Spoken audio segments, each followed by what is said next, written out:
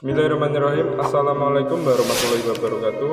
Pemirsa yang dirahmati Allah, marilah kita simak ceramah dari Ustadz Abdul Somad dengan tema Panduan tentang kehidupan.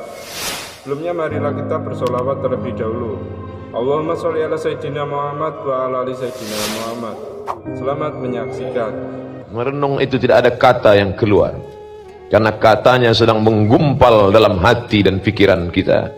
Hanya air mata yang meleleh mengenang masa lalu yang penuh dengan dosa. Nun di pojok sana ada yang menangis meneteskan air mata tentang masa lalu. Saya sudah buat dosa Ustaz, saya sudah menyakiti hati orang Ustaz, saya banyak silap dan salah. Tapi di pojok sana ada yang menangis meneteskan air mata. Apa yang membuat kamu menangis? Ini tanggal tua Ustaz.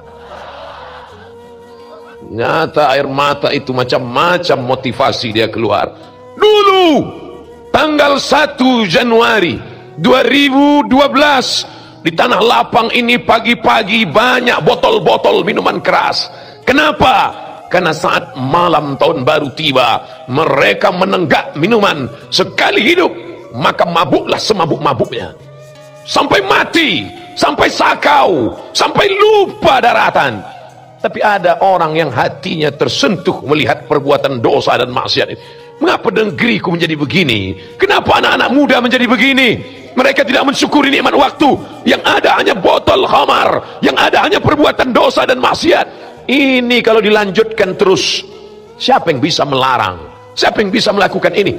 Andai malam ini ada anak-anak muda di sini yang minum khamar, pesta minuman keras, pesta narkoba, duduk dengan pasangan-pasangan yang tidak mahram, apakah mungkin Ustaz datang berceramah di depan mereka? Ya ayyuhal pecandu narkoba, wahai pasukan sakau. Ini tidak bisa diberantas dengan ceramah. Ini tidak selesai dengan tablik akbar. Alhamdulillah, ada seorang pemimpin yang cinta negara kesatuan Republik Indonesia. Dia tidak ingin anak-anak muda ini mati dalam keadaan mabuk. Dia tidak ingin anak-anak muda ini hancur masa depannya.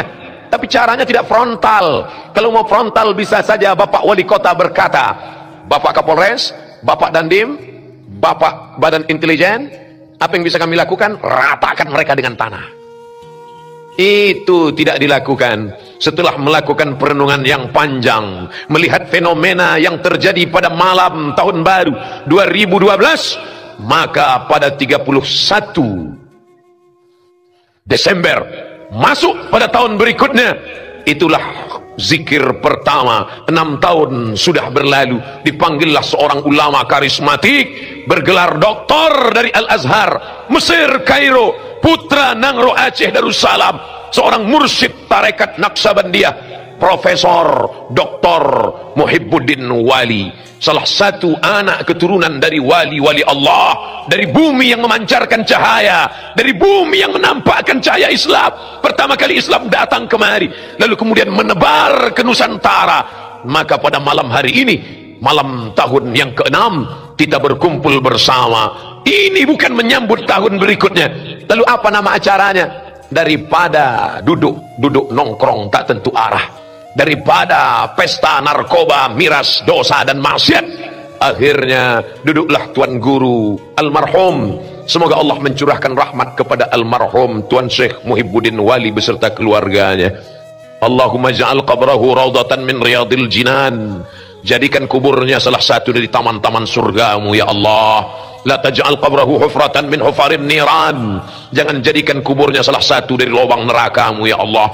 Tuan Syekh Muhibbuddin Wali berzikir bersama masyarakat Langsa, diundang oleh Bapak Wali Kota dan Forum Komunikasi Pimpinan Daerah 6 tahun yang lalu.